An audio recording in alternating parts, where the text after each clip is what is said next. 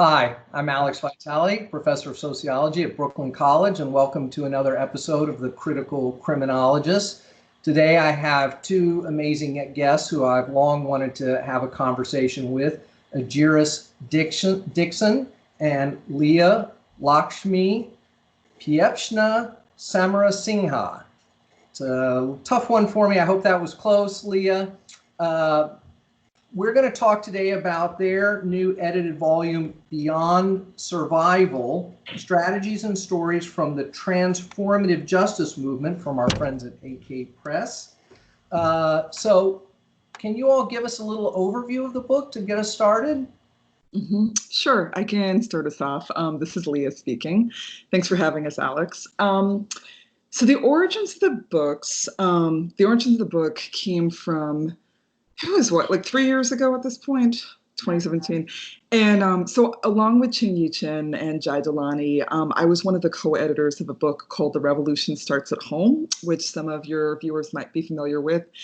And it was a zine that became an anthology that started out as our intention was to collect the stories of people who'd survived abuse within activist / oppressed communities, right? And then with the growth of a lot of community accountability and transformative justice work, it became an anthology of investigations into what non-state interventions into abuse or violence could look like. Zine came out in 2008. The book came out in 2011. And it came out on South End Press, which then went bust, and then AK brought it back out. And long story short, it was about 3 years ago that the book had just come back in print, and I was getting these messages from people who were like, oh my God, we're so glad this book is back in print. It's so important. There's nothing else like it. And it occurred to me that I was like, wow, I'm really flattered that it's still useful. There needs to be more than one book that's collecting all of these wild, small, bold experiments, as Ejeris calls them, into how to deal with violence and abuse without the state. And at that point, when people would be, I'd be doing workshops or people would be asking me, what are resources? I've got a situation where we're trying to intervene without the police. I would tell them about The Revolution Starts at Home, but I was like, actually, there's a whole lot of more up-to-date actions and articles and tools and, all kinds of things that I would refer people to. So the book started because, in typical fashion, I was like, I'll just throw together a bunch of stuff I already email people. It'll take 2 seconds. And then I was like, wait a minute, I'm going to screw this up. So then I've been a longtime friend and admirer of Ejeris Dixon over there. And I think she's an amazing writer and an amazing organizer. And I really, really trusted her politics and vision. And I think that we do overlapping but different work. I've done a lot more work, I think, on partner abuse, intimate partner violence, relationship abuse, and Ejeris has always been someone who, one of her many, many gifts and strengths is insisting that transformative justice really look at stranger violence, police violence, and state violence, in terms of us figuring out what do we do to address violence without the state. So I asked her around 15 times and she said yes, and the rest is history. And the last thing I will add is that, I think we wanted to, and Ejeris might want to say more about this, she might not, but I think we both also saw a real, it's a pro and a con, like the last 5 or 6 years, because of the movement for Black Lives, because of Idle No More, because of so many movements, because of the disability justice movement, there was so much more visibility to people talking about these ideas of prison abolition. You don't have to call 911. 911's actually really dangerous. We have to create solutions. And I know something we've both spoken about is that when we started out, people were like, you're not calling the cops? That's nuts. Like, what? No, there's no way that you could do that. And so we've seen this incredible growth in the popularization of people being like, oh yeah, community accountability, transformative justice. I think I've heard of that.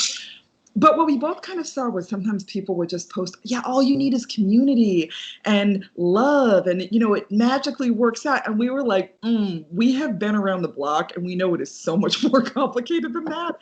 And we really wanted to give people both very concrete tools and examples of here's a million ways that you can plug in and do this work. And really be honest about there's huge challenges and we don't want to sell anyone a bill of goods that makes this have to be simple. And still, we're figuring this stuff out. So that's what I have to say about that. And Ejeris, what do you have? I have so much, and I'm really appreciative of Leah because there is a way that I always ask for her to go first. Mm-hmm. And mostly that's because of how I entered into the book. And one of the 15 conversations, Leah was like, I think you should work on this book with me. And I'm like, not a writer, not a writer. No, I'm an organizer, staying in my lane. Mm-hmm. But for me, I want this book to, we wanted this book to be a movement building tool, right? Mm-hmm. A place where people could use it for organizing. And one of the best compliments I've gotten about the book is that someone has been taking it. A friend of mine has been taking it to all of their organizing meetings. So the idea is like when me and Leah started off doing transformative justice work, we were at a different point in movement history and in the arc of the movement than we are now. So there was a lot of information about why, but not enough information about how. And we want the book to just be a whole bunch of, and this is how folks are doing it in this community, or this is how folks are doing it in this area or on this issue.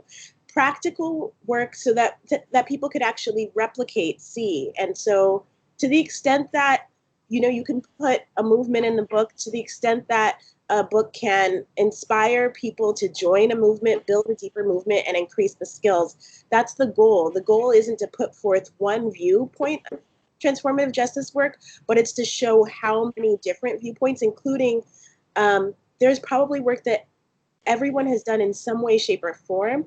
They may not have called it TJ, but it was that time that they helped someone build safety without relying on police or prisons. And we wanted to share just how that can be your first step, and here's where you can go to deepen. And the book is, it's an edited volume, so it's a collection of both documents and interviews and original bits of writing. Is that correct? Mm-hmm. Is that how you characterize it? From folks who've been doing this work, often with their roots before we even had this word, transformative justice. Mm-hmm. Absolutely. So Leah, you talk in the book about cripping TJ, and we'll talk a little bit about the difference between TJ and restorative justice in a second, but can you talk about how your work in the disability justice movement influenced your thinking about these issues, and maybe if you want to talk a little bit about the difference between disability justice and disability rights as a framework? Mm-hmm. Sure. I will start with that and work my way backward. Disability rights is a movement that was created by disabled people in the 1960s and 70s. And disability justice is a framework and a movement that was created specifically by disabled Black and Brown and queer and trans people starting in 2005. And one of the founders of disability justice, the great Patty Byrne of the group Sins Invalid, she likes to say that disability justice is a movement that's by and for people who are living in the cliffhangers that are left over from the disability rights movement. Because we're always like, as disabled people, we owe a lot to disability rights for, its focus on, being able to get on the bus, the ADA, everything. I don't know if people have seen the film Crip Camp that just came out, but if you don't, really check it out. It's on Netflix. Just really seeing that history of, the origins of disabled radical movement in the 70s that, allow people to go to school, get married, be in public, all of the things. With disability justice, though, it was invented by Black, Indigenous, and people of color who are disabled, who are like, yes, and we need to talk about the issues and people who a civil rights approach leaves behind.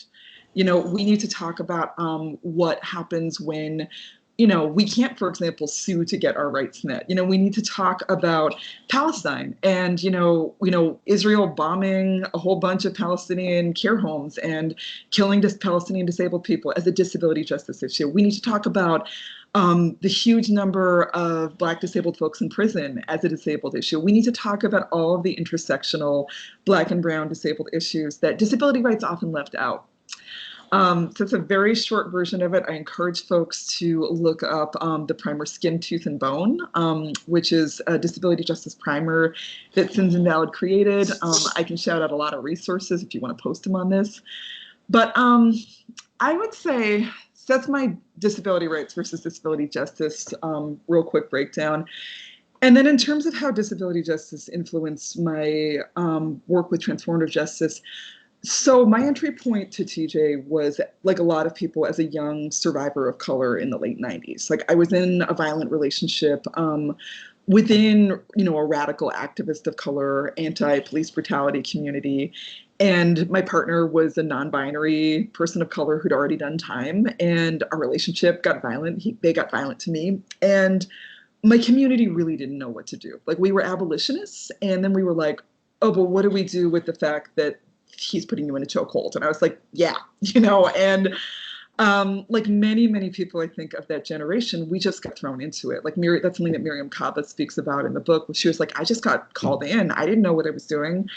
So a lot of my initial TJ work came out of having to save my own life, and then having other survivors be like, I hear, you get the late night phone calls. I hear you had a situation. Me too. What do we do? And I knew that I was chronically ill and that I was someone who was neurodiverse, but those were kind of siloed in the work. And the gift that disability justice gave me, that I think it gives a lot of people, is the ability to start being whole, to feel like we don't have to put our disability in a corner away from the rest of the movement. And over the past, decade, it seems like a lot longer, but I would say I really got brought into disability justice around 2009. Those two parts of my life started coming together. And so, in the essay I wrote in the book, I was like, okay, this is going to be a whole new book when it comes out, but, all the intersections of disability and transformative justice. But some of the things I talked about in terms of the intersections were, one, really looking at something that me and Ejeris both have said, is this is a book for a movement at midlife, that transformative justice has now been, we know we've been doing this forever, but as a movement, we've been doing this for like 20 years or so. And one thing, baby, could you not make that noise? It's okay, just close the door, thanks.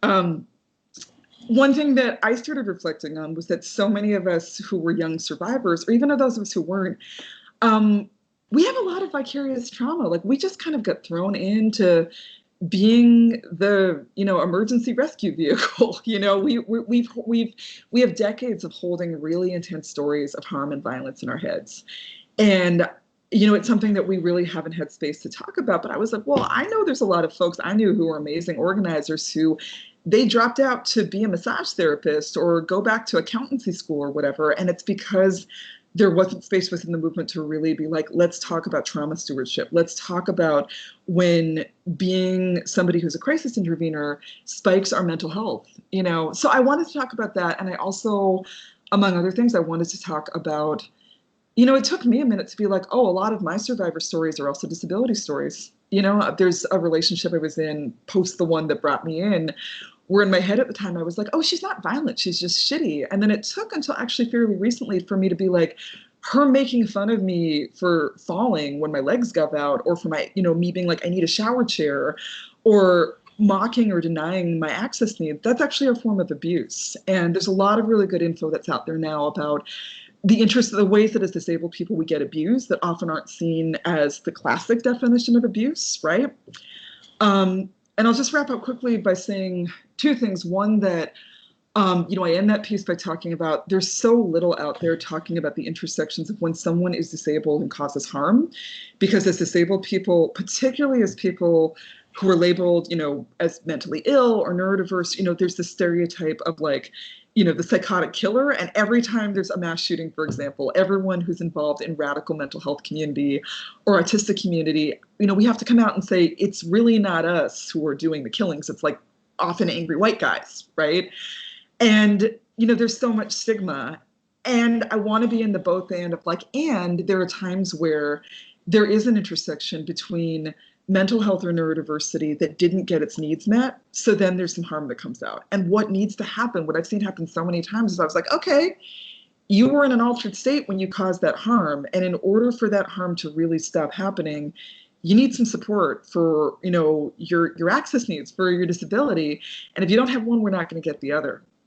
So last thing I will say is that I think that disability and transformative justice are both movements that are about calling in people who've been disposed of by movements. And I think that's the heart of disability justice, is we are a movement of people who've been thrown away by other movements and by society. And I think with TJ, we are a movement of people that have been thrown away. And I mean, like, both perpetrators of harm and survivors. Like, we've have histories of being thrown in the dustbin and being told, oh, you're too much, it's too complicated, it's a sideline to the struggle. And I think that they're both movements that really are like, no, we're going to look in these dusty corners at these stories that have been called too much by people. And we're going to really be like, what do we need to be able to like, be like, no, we're still here in community. We get to stay, if that makes sense. Yeah. Yeah.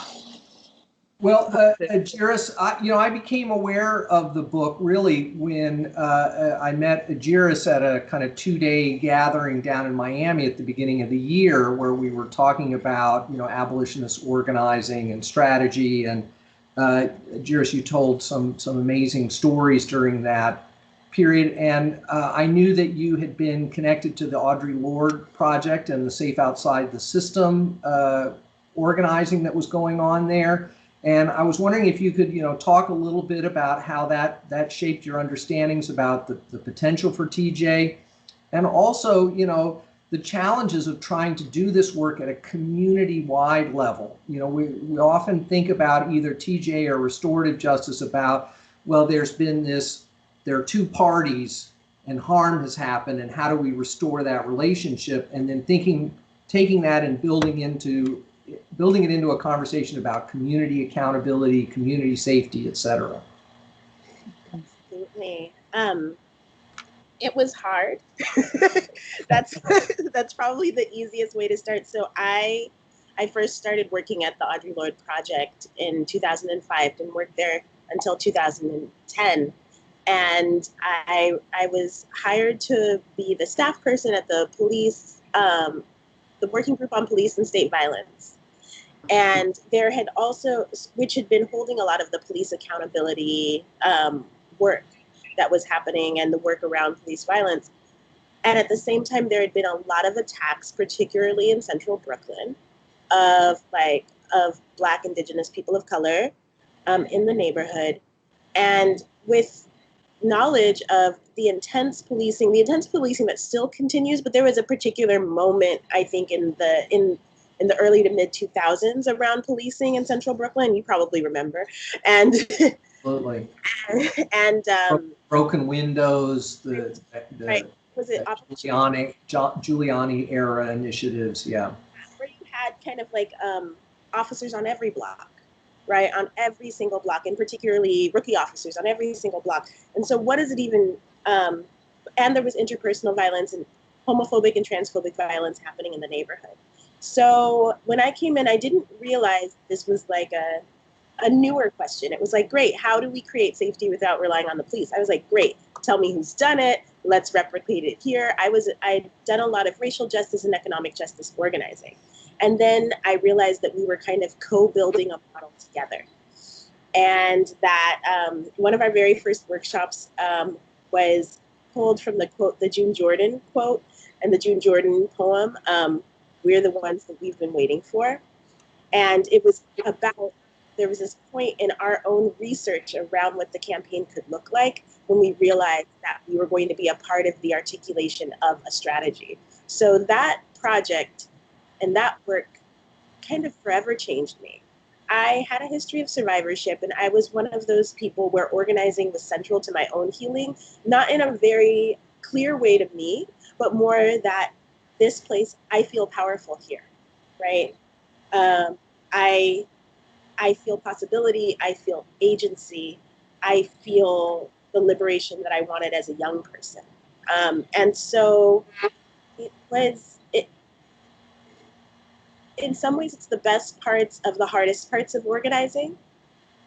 It was about building relationships. It was about finding stores and allies in community that were willing to kind of take people in if they were running from violence and asking them that question. It was about having hard conversations around homophobia and transphobia, some that people weren't ready to have, and figuring out who was in the place to have that conversation. And sometimes it was what TJ is, people asking you to solve something that you don't have the strategy for yet. So the second we started to do outreach in the neighborhood, we also started to get calls.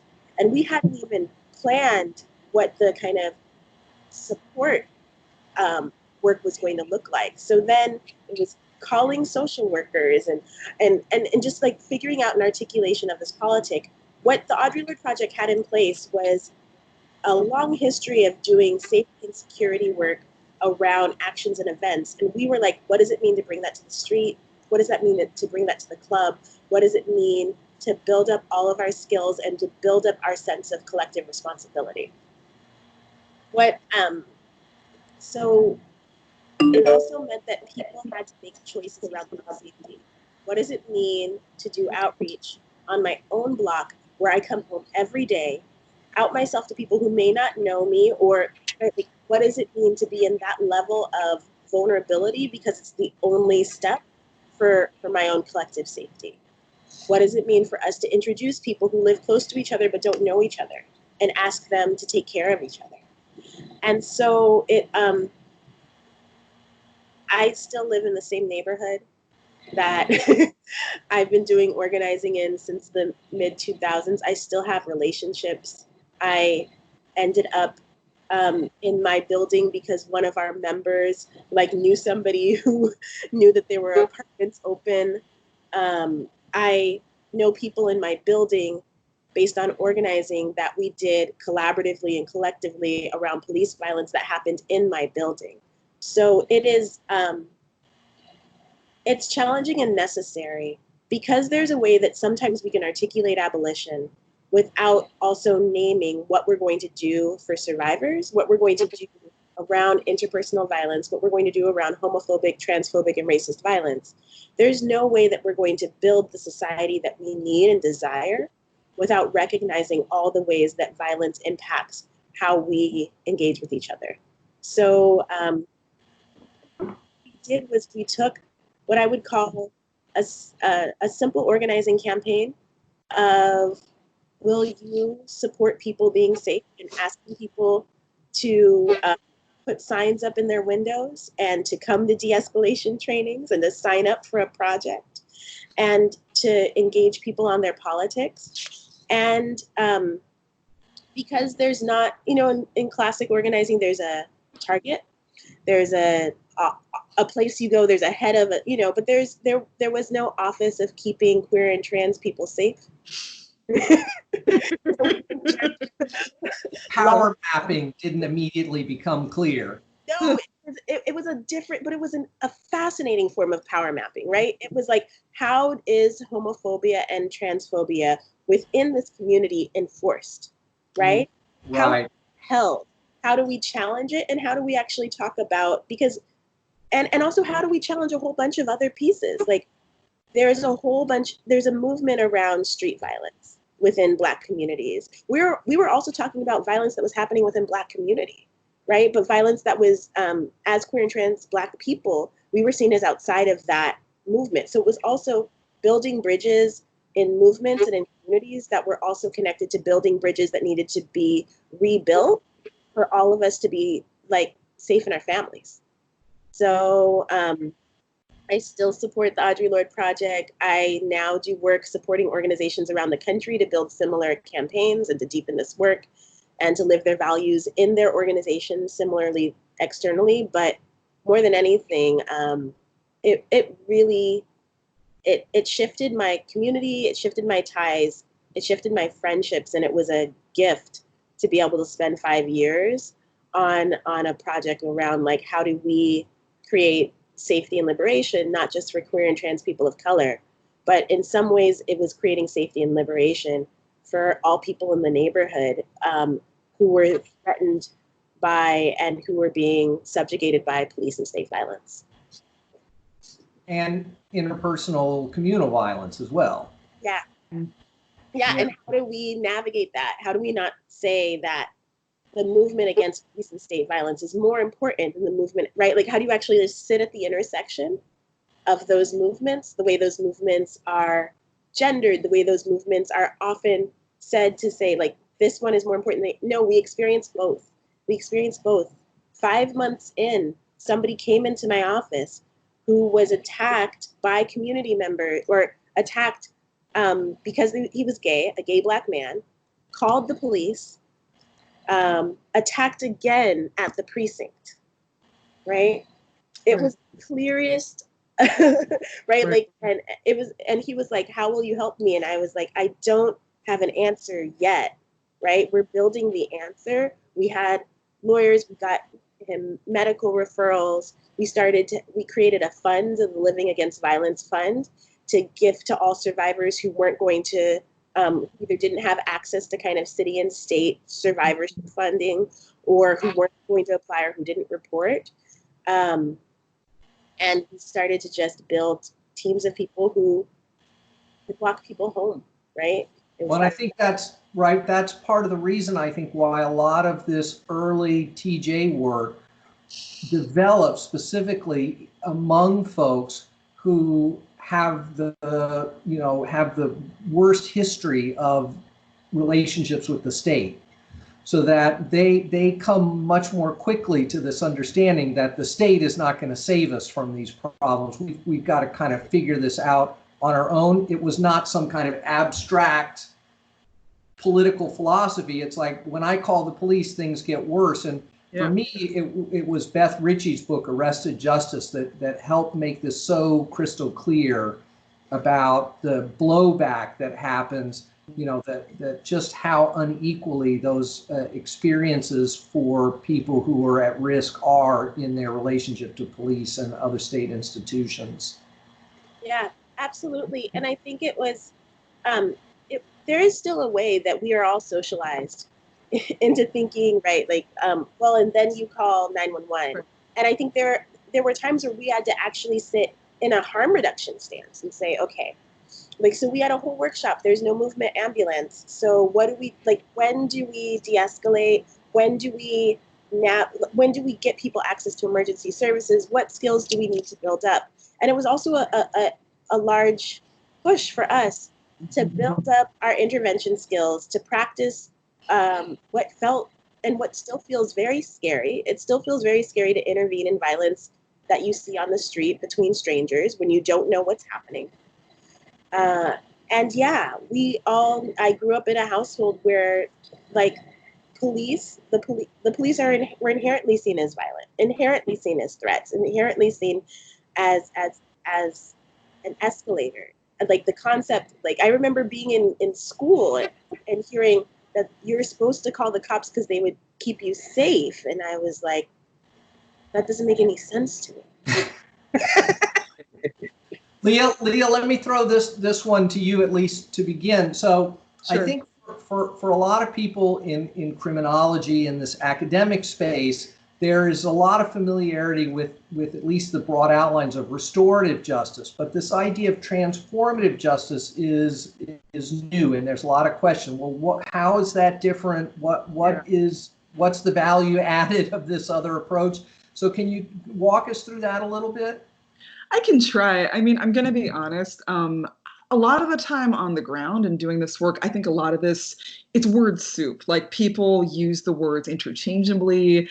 I think different words get popular at different moments. I will often when I'm talking to folks, they'll say restorative justice and they just broadly mean anything. They don't mean, well, as opposed to transformative justice. They just mean something that's not the cops. And I'm like, great, I'm not going to lecture you. But the way that I've often heard the difference explained is that restorative justice as a framework, has this idea of like, okay, Johnny breaks the window, instead of sending him to jail, Johnny repairs the window and says they're sorry, and, that kind of thing.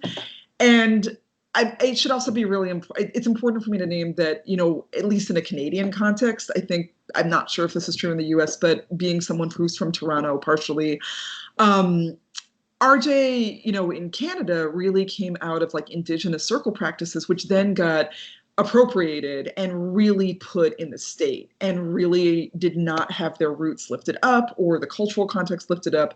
It was a big ripoff, and so that feels important to name. But yeah, I think, but jumping back to, I would say when I was doing workshops, 5-10 years ago, we would be like, okay, so restorative justice, there was a critique of restorative justice, particularly from people in Insight, Feminists of Color Against Violence, and other formations who were like, the problem with RJ in practice that we're seeing is that when it comes to survivors, it doesn't really hold that, like, maybe a survivor, maybe someone who's raped doesn't want to sit in a circle with their rapist. It's not really acknowledging power differences or trauma. Right. And so transformative justice would say, well, okay, so, Johnny steals the radio. Restorative justice says Johnny gives it back and says they're sorry. Transformative justice would say, why did Johnny steal the radio? Is Johnny broke? Let's have socialism, which, okay, I'm sorry. I'm being a little, I think that, like, the cliffhanger is I believe in that. And I actually think that for a lot of people who are struggling to figure out transformative justice, that's the thing that's both like the strength and also the really hard part of TJ as we've known it, is that there is a focus on, we can't just like slap a Band-Aid on things or restore things to the way they were before. We have to transform the conditions that created the violence, the harm. Right. So what that's meant in practice is so many transformative justice processes that people hear of. There's an element of like, we're going to sit with a person who battered or raped or was violent and be like, and there's going to be some people who sit with that person and go, what led you to this point? Like, what really needs to change in you so you don't do this again and you face what you did? And this is, as you can imagine, a really challenging space to hold. It takes a certain set of skills. It's hard. It takes years. And I think that's kind of a cliffhanger of some of the work that we're in that I think we spoke a little bit about in the book, is that I just spoke last week with a comrade of mine who, she was like, hey, you want to see this this thing we're doing? And I was like, yeah, what is it? And she's like, well, it's basically this action they're doing against this person she shares community with, who's a serial abuser of like multiple women he's dated. And there's been 4 processes. There's been 4 attempts to be like, hey, we're going to call you in.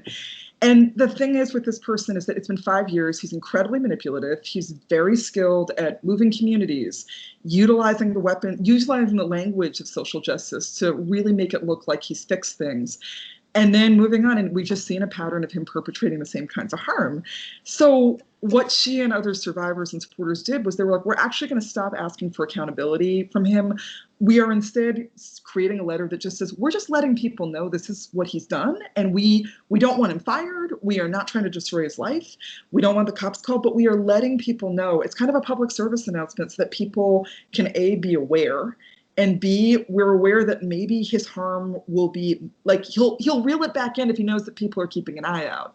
Well, it's kind of like the bad date lists, right? A lot of this is coming from sex work community. A lot of time they're like, yeah, it's absolutely like a bad date list. And we started, I want to talk more with her about it, but I was like, this is really important because I feel like one place that has been a place of tension in a lot of transformative justice work that I've been a part of has been when you try and get an individual perpetrator of harm to get it and to be like, oh shit, I really did that. And I really need to look at like why I was in denial, why I was disassociated, like what led me to that moment. And a lot of people would rather die than look at, wow, I really raped somebody. And a lot of people are their survival strategy has been kind of being like, we'll see, but there's these reasons. And it's like, there's always reasons, but they're not excuses, right? So I think it's interesting because I'm like, well, I still believe in transformative justice I still believe in the power of the idea in it of let's shift the conditions instead of just treating the wound and not looking at the actual conditions that gave birth to it. But this feels like a different kind of intervention. And like, well, maybe we're shifting the conditions by actually being like, you know what?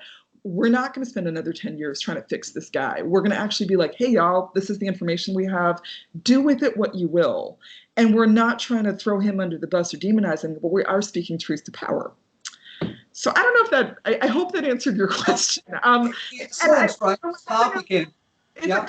Wait, I thought of one of the, Shira Hassan who's done a lot of work in harm reduction movements as well as in transformative justice. In her interview in the book, she says a really great thing where she says, restorative justice is harm reduction.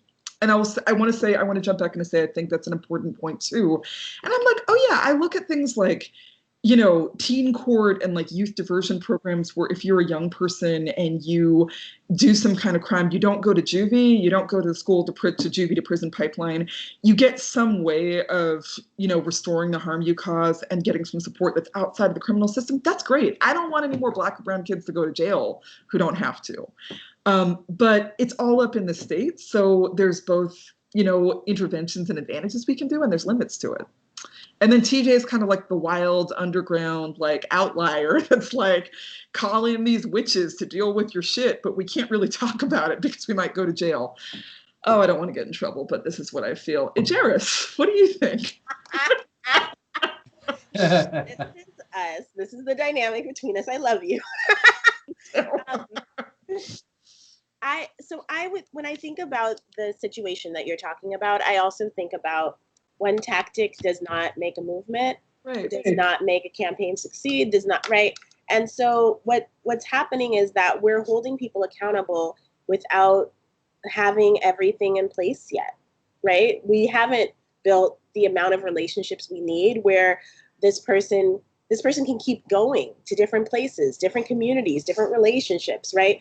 We haven't built like the skills we needed. So I think there's a piece around, like sometimes we talk about processes and then we make processes synonymous with a movement, but we wouldn't say the same thing about, I don't know, boycotts. Boycotts are a form of an action, right? But we don't have, like, we wouldn't consider the whole movement just boycotts. Right. And so what I really think is needed is that piece around how are we building, how are we bringing more people into this work? How are we building more people's ability to kind of address violence? How are we building more people's, it's almost courage, but sometimes also sense of responsibility that they know, like everyone who who causes repetitive harm has a friend who has been there as they have caused repetitive harm, Right. and feel like they need to intervene or has given up in some way, shape, or form. So I think that sometimes people say, oh, the process didn't work and TJ's a failure. In the same way, right? And I was like, no, it means that we are aspiring to transform conditions that we haven't transformed yet. We're aspiring to have a base of people. Like what the moment we're at in this movement is that people are talking about it, right? Right? Where we were at when we started was people weren't even talking about it. Right. So we're at the place where we're needing to deepen and widen. And that's why, and people are going to get frustrated at us because that's true, right? The people who have a deep skill set within transformative justice, who have deep practice, it's a smaller crew of people than the folks who are just getting engaged. Mm-hmm. And we always want more than what's available right now because we've needed it for a really long time. Mm-hmm. You mentioned this needing to build relationships. I was reminded of the story that Mimi Kim tells in the book about the South Korean drumming instructor who assaults a student. And they were, because there is an international drumming community, they were able to not just deal with it within the American community, but also to reach back to South Korea and mobilize resources there and spread the word, and that helped, not come to a perfect outcome, but to deepen the TJ response in that circumstance. When one of the things that struck me about this difference between RJ and TJ in the book was this talk about its relationship to the state. Yeah. The early writings about restorative justice talk about trying to get to the root of problems and have, I think, that deeper analysis. But so many of the implementation programs were put into state institutions, probation, alternatives to incarceration, even schools, but in ways that never had that ability to reach back more deeply, so that there was a tendency for it to be A, superficial, and B, to always be linked to the potential for punitive state follow through if things didn't go the way people wanted it to go. And so TJ has kind of tried to operate outside of that state institutional and even nonprofit institutional context in some ways. But does that limit the ability of this deeper approach to find its way into schools, into more formal settings? Or are we going to always see it as limited to informal community-based approaches? I mean, I think that the practices, there are some real, like, either similar or the same practices that can happen within restorative justice and transformative justice. So people are doing circle processes, and they're doing circle processes within, like, outside of institutions, and they're doing them within institutions. So I don't think having a critique around around oppressive institutions is going to limit the breadth of TJ, because similarly, we're all moving in and out of these institutions, like, in life. Mm-hmm. So, but I do think the critique is useful. So if a school is oppressive in every other facet, right? Mm-hmm. If young people are treated like they've already done something wrong when they walk in the door, if there aren't enough resources, if people don't have enough food, if folks are having, right, like, if the institution is already inherently racist and sexist and transphobic and homophobic, a circle process, like, every form of harm is going to be impacted by all of the structural forms that are connected to it, right? So a circle process in that school is harm reduction, as Leah was talking about, as Shira names, right? It is harm reduction. So, and what we're saying is that, right, capitalism is a part of, like, impacts violence. Racism impacts violence. Homophobia and transphobia impact violence. And institutions that hold up these oppressive systems, right, can't inherently like reduce them, right? Like, we can't separate violence from all these other things. I mean, the kind of bad apples conversation is We're going to have the abusive police. You see these civilian complaint review boards that are always offering people mediation with a police officer, and that just seems inherently fraught and incapable of getting us anything we really want. Yeah, the bad people conversation is, I think, a way, it's an incredibly, like, white capitalist, like, hetero cis lens on what's really happening, right? Like, it's so, like, there is so much of violence that is about need, right? And that is about access, and that is about survival sometimes, right? Like, it's just like, it's a level of complexity. So to say, like, we're going to jail bad people and then they're going to be better, it's not what's needed is to actually find out what are the conditions over time that have created this context where this form of harm made sense to you, and how do we then do that? Yeah. And one thing I would add is that I think that this is another place where ableism is in everything, because people wouldn't necessarily name it as such, but this idea of bad apples, there are some people that are just genetically bad, that comes from an ableist idea of some people are born broken and some people are good, that racism, homophobia, transphobia, sexism, all the isms get in. But the idea that, like, and you'll see it in these, like, these articles that come out every now and then about, like, we found the genetic source to violence, or I remember when oppositional defiant disorder was a diagnosis in the DSM that was really popular in the 90s, that was used almost always against young Black people who were seen as angry in the schools, right? So you've got that. And something I would add to what Ejeris said is, like, I think there's a difference between institutionalization and organization, right? Like, I don't think the choice is in between. I don't think that we have to have, like, institutions on the one side, right? And these, like, and then that the choice is between that and, like, these small, completely grassroots underground collectives on the other.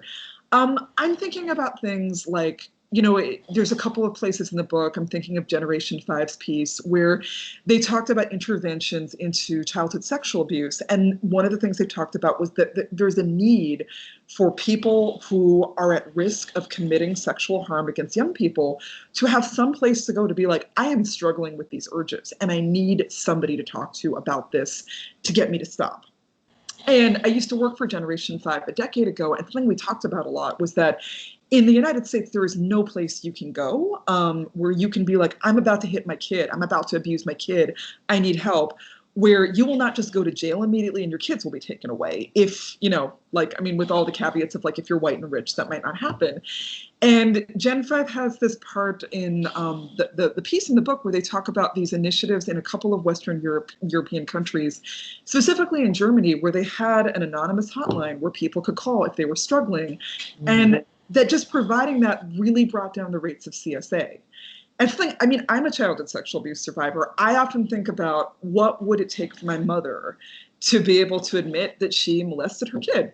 And I'm like, well, my mom would lose her job, her friends, her whole life, etc.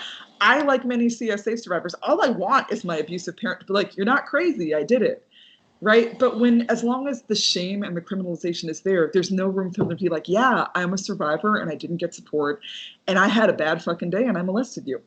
Or many bad days. So I think that's the thing. Sorry, go ahead. It's the promise of breaking out of institutionalization and creating something where policing's not in it, that maybe allows people a structure where things can transform. I've talked about this in relationship to school violence, right? Mm-hmm. The response has been to, criminalize threats, fantasies, etc. And so, in so many of these school violence incidents, somebody knew that this person was thinking about doing this, but they didn't tell anyone. Or if they did tell someone, the only reaction was criminalization. Right. And who wants to be the high school kid who has their friend arrested because of something they were told in confidence, right?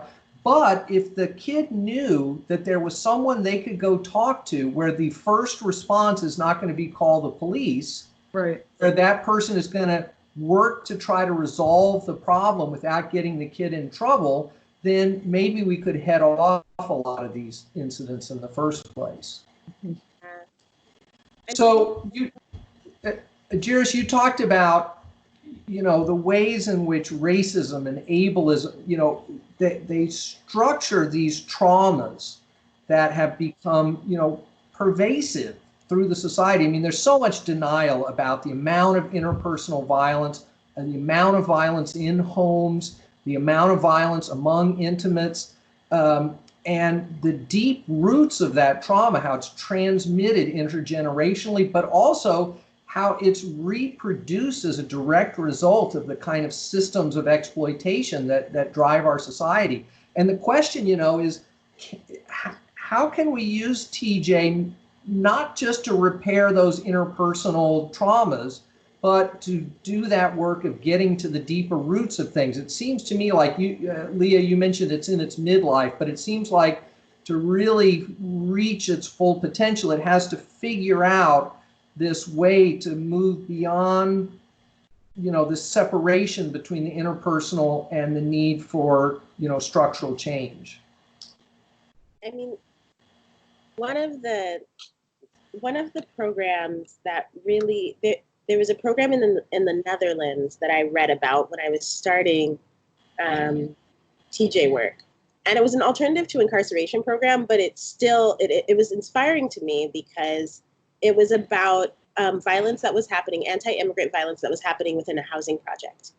People with similar class backgrounds, the big difference between those folks was around immigration, right? And people were blaming, folks from the Netherlands were blaming immigrants for their lack of jobs. And so one of the parts of the program was a jobs program. And it was a jobs program where people had employment, they had employment together. There was also, education that was addressing kind of hate violence, sentiments around hate violence, sentiments around xenophobia, all of this stuff. But there was a structural element of also people needed jobs, people needed work, and folks were blaming, and othering immigrant communities around that. And so I think there's a fundamental need, and it's why the transformative justice framework in and of itself isn't going to just end violence, right? Like there's a need for the blending of movements and organizing, and almost the conversation that we were all dipping into earlier around institutions, it's around these institutions, right? It's around the state as constructed, as built from, right, slavery and genocide of indigenous people and based on capitalism. But I still believe that there's a possibility for liberatory governance. I don't know quite what it looks like, but the idea that we could have spaces where we could actually, in groups of people, say, okay, we know that there is an economic undercurrent as to what the connection is between around violence. There was a really uncomfortable truth that I learned while doing simultaneously TJ work, police violence work, interpersonal violence work at the same time, which was I had multiple situations where I was working with someone who had been impacted by state violence. And I learned later that they were at the same time being harmful to their partner at the same time. And that kind of intersecting movement, intersecting support, right? Yeah. And I was like, I could tell that there was an aspect of like, often when people are challenging the state, there is an economic impact, right? We lose work, like the police, whoever, people go after their jobs, right? There is trauma, there are all these different pieces. And so the articulation of the movement and the work and the articulation of the politic is absolutely at its midpoint. The base building work that we have to do, the communities that we need, the tactics, the programs, right? Like I still talk about some of the work I did 10 years ago, and it is still seeming at the forefront of movement work in a way that I don't want, right? You're tired of being in the vanguard all by yourself. Like, Ejeris, tell the safe inside the system story, and you're like, really? It's 15 years old, and I'm like, but it's still mind blowing to people. And the aspect of that story that is the part that's untold is we recruited all these safe spaces, and then I left the Audre Lorde Project, and the next person like called me a couple years in and said most of the spaces that were most open to the program have closed due to gentrification. Yep. Right. And so there's this, and that's not to, it doesn't mean the work wasn't useful. It means that we actually have to contend with gentrification, with capitalism, and with who was most willing to take a risk in the neighborhood, right? And how those institutions were positioned compared to others, right? And so there is a need, as someone who's worked in economic justice movements and racial justice movements, and I'm often connecting people to each other. The idea of intersectional organizing is often more talked about than done, right? We work on our issue area, and then we, you know, and people would say, oh, well, so-and-so is excellent in the police violence movement. I don't want to hear about what happened in their relationship, right, or these other pieces, right? And we need deeper, broader, bigger, more connected movements, because people are living lives that are at the intersections of what we call issues, but they're living lives. They're living multifaceted lives that need multidimensional movements. And Leah, we can't build strong, successful structural change movements if we're unable to address abuse within the movement. Right.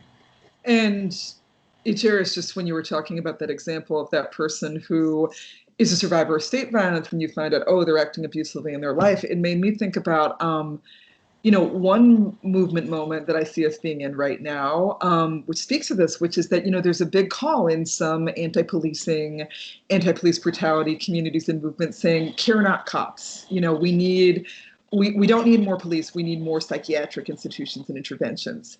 And it's like a yes and, because what I would say is like, well, I think that, yes, it's true that a lot of people who either get the cops called on them or survivors of police brutality or both are people who need care, like they need, like the person that you named, Ejeris. I'm just thinking, oh yeah, that person needs somebody who can really be like, yo, what are you doing with your trauma? Are you snapping? Are you lashing out? Like, are you holding it all together and then you're punching a hole in the wall? Like, you can't do that to your partner. Right. I'm also thinking about something I failed to mention before, which is like one of the million big intersections between TJ and DJ is that, the number of people who are in some kind of emotional crisis, who someone's concern is like, I called 911 to do a wellness check, I was worried, and then the person gets shot, right? Like, there's no federal statistics officially collected, but there's some studies that show that at least 50% of people who are murdered by the police are both Black or brown and have some kind of disability. And, we see this, we're like, oh yeah, he was autistic. Oh yeah, he was deaf. Oh yeah, she was having an emotional crisis, right? And so now we're seeing, like, in some places, people, because they're just desperate for something that's not death, they're like, well, at least if my brother went to the mental institution, he wouldn't die. And then the thing that I'm really invested in as someone who's in both disability and transformative justice work is to say, like, okay, what we know as radical disability justice people is that mental health institutions are also, like, they're carceral systems. And we need something that's not, you're locked up with a long-acting sedative for 2 weeks and no civil rights, and also that's not prison or the police. We need care. We need non-coercive care. And that's growing, and we tried to give a lot of examples of it in the book, and that's one thing that I think we're both really proud of, is that we included a lot of things in the book that we were like, oh, like, I know feedback we've gotten from people is like, oh, I didn't know that was TJ. Things like Oakland Power Project's piece, which is literally called Maybe You Don't Have to Call 911, Know Your Options, where there are Oakland-based people who are like, well, 911 either doesn't come or it's fucked up when it comes. So here's how you reverse an overdose. Here's how you check in if someone's yelling in the middle of the street. Maybe they're actually okay, but maybe be like, hey, do you need something? Can I call someone for you? Here's how you de-escalate. Trans Lifeline, which is the only crisis hotline by and for trans and gender nonconforming people, that's a suicide hotline, and they're the only suicide prevention hotline in North America that will not call the cops on you unless you explicitly ask. Every other suicide prevention and crisis hotline practices what's called active rescue, which is if you say, I'm suicidal, I'm going to do it, they locate your location by your cell phone and they send emergency services. And Trans Lifeline was like, we did a survey, but we already knew that most trans people would not call us in crisis if they knew that was a risk because of the huge amounts of violence they face. And they're like, actually, we've served so many tens of thousands of people who call us because they trust us. And we've been able to, like, intervene in really tough situations by just listening, holding space, being there, offering resources. There's a way this might sound real meta, but there's a way that the carceral systems get in our heads where we think that only brute force solutions work, right? And so I think that's one of the things that I've seen to be really challenging over the years when people were like, what do you mean prison abolition? What do you mean transformative justice? Because they think if we're replacing prisons, you have to replace it with something that's just as huge and kind of blunt force institutional. And it's hard for someone to be like, actually, you could just listen to someone and that might bring them down. You could ask them what they need. You could provide resources. You could, Ejeris, all the things you mentioned that SOS did around, here's money if you're a victim and you don't go through the police system. Here's counseling. Here's lawyers. Those are all things. Those are all real things. You got to kill the cop in our head. Yeah, over and over again. Yeah, people ask me this. Well, if we're not going to have police, what is the new police going to look like? And I'm like, no, it's not some new form of police. The policing is about violence work, and I want to get the violence out of it, whatever we call it. And that doesn't mean turning social workers into violence workers, and it doesn't mean trying to pretend that cops can be social workers, and it also doesn't mean everything has to be under the control of the state. Right. That we can do co-counseling and we can do pod mapping and we can try to do that kind of person-to-person organizing of our daily lives and our living spaces and our working spaces. We can have more trust and reliance on each other. And that, to me, that's what's so powerful about the book, is that if we're going to get police out of our lives, it's not just about setting up a set of social programs. It's also about doing that hard interpersonal work in our everyday lives. Oh, yeah. So I usually like to end by asking if folks have a reading or two they'd like to recommend to others, something they think will help advance the conversation or that they just really enjoyed recently. Oh, God. I think Farah Hassan and Mariam Kaba put out Fumbling Towards Repair on AK Press. And it's known as a 201 because there's a creative interventions and Mimi Kim and Rachel Herzing. There were a bunch of folks who were involved in that. That's like the TJ 101 that's like 500 pages and tons of tools. The 201 is Fumbling Towards Repair. And I think those are incredibly, like literally, if you got 8 people together, read each of those books together, you know, once a week at the meeting, chapter by chapter, you will have more skills than you did beforehand and will feel more equipped to keep your community safer. And then, yeah, when you get through those, read ours too. Absolutely, absolutely. And you don't have to have, you know, the point is made in the book, you don't have to have some expert come in and lead that process. That people can do that on their own. They can just set up a reading group and start struggling with this material. And people who are closest to folks who are experiencing harm or causing harm are the best positioned people to interrupt it. That's the truth. Like, so like you can put 15 degrees on top of you, but it doesn't do what a relationship does, you know? And so what we need to do, like, I know we didn't get into a conversation around scale. We need to scale up that sense of people feeling committed and equipped to intervene in the violence that's in their lives. That's what challenges us. I would name 2 things. What you said about scale and what you both said about, like, we don't need to be experts. We have to do and it's hard work to be like, I don't know, I'm not some expert. I mean, that's why the police are appealing. It's the idea that like someone knows better and they'll come into this scary situation. And that makes so much sense that people would want that. I want to shout out 2 resources. I want to shout out the work of my dear friend, Stacey Milburn Park, who died tragically this Tuesday, who I learned everything from. And I can spell her name. She has stuff online. She also wrote a lot of stuff in Facebook notes, which were public.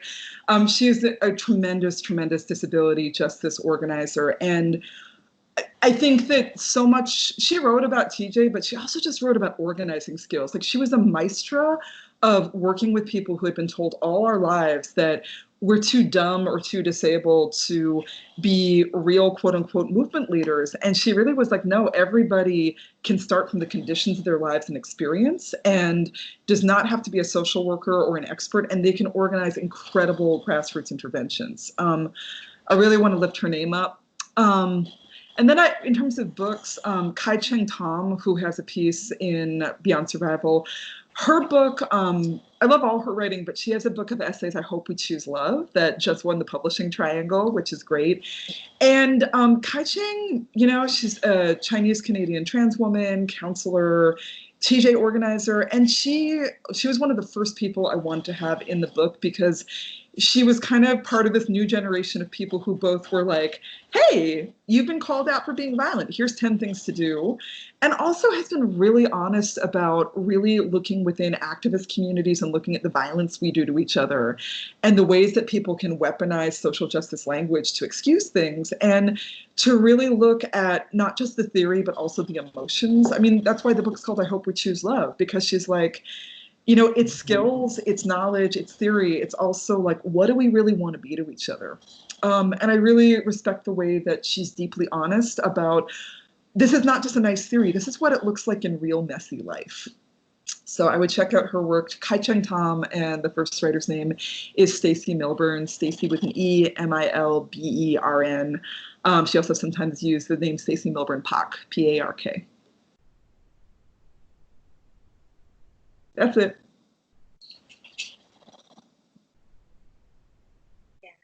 Alex, are you there? You look like you froze. Thank you. Oh, you're back. Thank you both so much.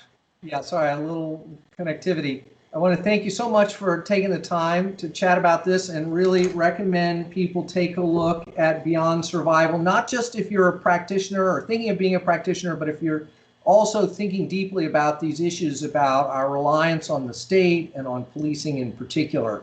So I hope you're both well and hope to see you in person at some future gathering where we can talk more about these ideas. Absolutely. Have a good day. Thank you so much, Alex. Thank you. Thank you.